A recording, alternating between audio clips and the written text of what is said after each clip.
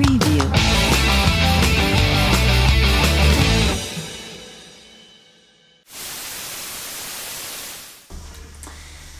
Michel, a gente tem uma escola se aproximando, uma escola de verão, e o nome dela é Incessante. Eu queria que você falasse o que é isso, o que é incessante para você. Bom, incessante é um nome que persegue a minha vida já há muitos anos. Então, ser incessante tem a ver com ser constante e, ao mesmo tempo, ser intenso. E talvez na nossa cultura brasileira a gente sabe muito o que é intensidade, mas talvez como brasileiros a gente não sabe o que é constância. Então, ser incessante tem a ver com o equilíbrio entre essas duas palavras, ser intenso, mas ao mesmo tempo ser constante. Deus ama a intensidade, mas constância é algo muito importante no coração de Deus, porque tem a ver muito com a nossa identidade, né? A gente consegue ser constante na medida que a gente entende quem é Deus e quem nós somos. Então, eu acredito que essa é a palavra, essa é a melhor forma de se explicar o que significa ser incessante. Então, me dá exemplos na Bíblia de homens que foram constantes. Bom, existem muitos personagens bíblicos que foram homens e mulheres de Deus que foram constantes na sua jornada espiritual. Eu acho que um dos maiores paradigmas que a gente tem é o rei Davi. Ele declara no Salmo 27:4 que ele tinha só uma coisa no coração dele, que era habitar na casa de Deus para contemplar a beleza de Deus e inquirir o Senhor no seu templo, ou seja, fazer perguntas sobre quem é Deus, o que ele pensa, o que ele sente. E a gente sabe que as escrituras afirmam que ele era um homem segundo as emoções de Deus. E o que fez Davi ser um homem constante em toda a sua vida é que ele descobriu que Deus o amava, mesmo quando ele estava em fraqueza, mesmo quando ele caía em pecado, mesmo quando ele não estava sentindo a presença de Deus, ele tinha confiança no amor de Deus. Então Davi, ele é um exemplo máximo nas escrituras de alguém que foi constante e também foi muito intenso com Deus. Quem é o seu exemplo, uma pessoa viva da atualidade?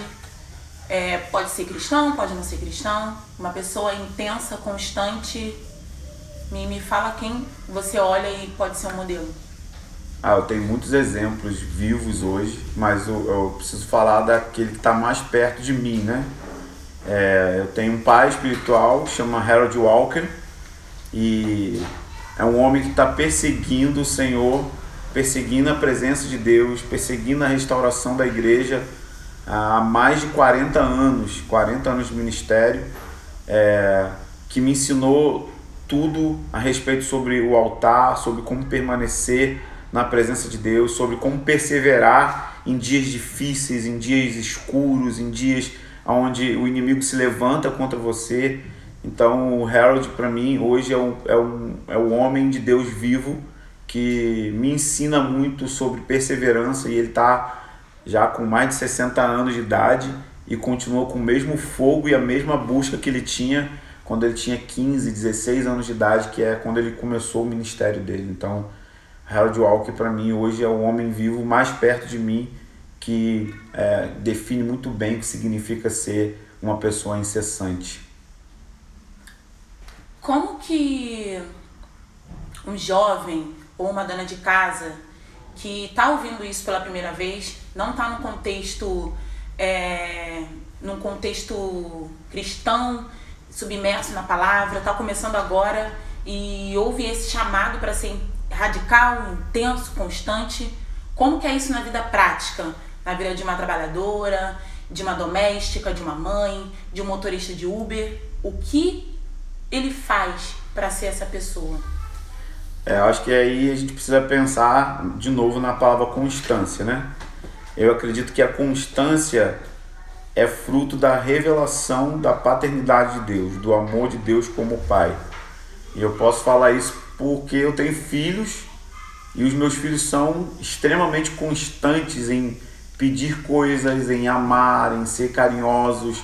E eu sei que eles são constantes porque eles compreendem quem eu sou, quem eu represento para eles como pai. Então, se nós olharmos as Escrituras, a constância está totalmente ligada com a identidade de filho.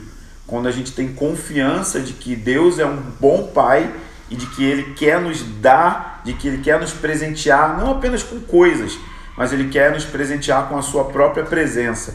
A gente encontra isso no Evangelho de Lucas, no capítulo 11, quando ele diz: vós, sendo maus, sabem dar boas coisas a seus filhos, quanto mais o Pai Celestial vos dará o Espírito Santo se pedirem.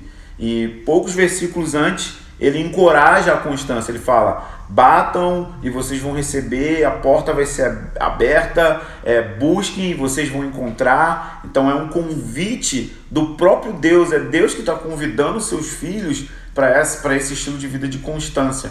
Então, ser incessante não é para uma elite espiritual, é um convite para todo cristão, para todo aquele que tem fome e sede de Deus e que vai receber poder na medida que entende quem é Deus como Pai. E aí sim, qualquer pessoa pode ter esse estilo de vida de entrega constante ao Senhor. Então, olhando para a nossa geração, que é uma geração totalmente quebrada, com figura de paternidade, você olha com um olhar de esperança de que a gente tem como ouvir esse chamado do Pai e dizer sim, e aí começar essa jornada?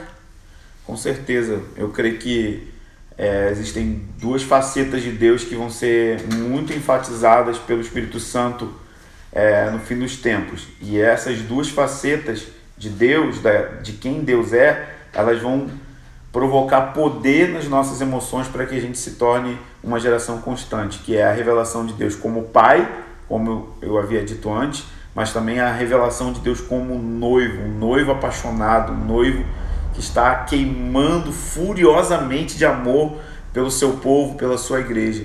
Então vai ser um escândalo para os principados e potestades quando eles olharem para a terra e olhar talvez a geração mais desqualificada de todos os tempos se levantando como uma geração de noite, como uma geração incessante que não vai abandonar a busca pela presença de Deus, ainda que tenham encontros com fraquezas, pecado, quedas, depressão, doenças, perseguição. Essa vai ser a geração que vai buscar a face do Senhor de maneira intensa e que nunca vai abandonar o lugar da presença de Deus. Eu creio nisso de todo o meu coração e creio que essa é a nossa geração.